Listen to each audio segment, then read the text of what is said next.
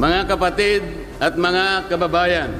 ang pinakalayunin ng malakihang pagkilos na ating sama-samang isinasagawa sa araw na ito, nais nating katawanin ang nagkakaisang damdamin ng milyon-milyong Pilipino at isatinig ang kanilang pinag-isang mithiin para sa isang mapayapa at nagkakaisang Pilipinas. Kaugnay nito, binanggit din po ang ating kagustuhan na ipaalam sa mga opisyales ng ating pamahalaan ang ninanais at pinapangarap na maayos at epektibong paglilingkod at paglutas sa lumalalang kahirapan na pinalubhapan ng katiwalian at korupsyon, kalamidad, kriminalidad, bangayang pampolitika at iba pa. Kinikilala po nating lahat na nagkakatipon ngayon na sa pagkakaisa, kapayapaan at pagkakasundo lamang natin makakamit ang hinahangad na pagunlad at pagsulong ng ating bansa.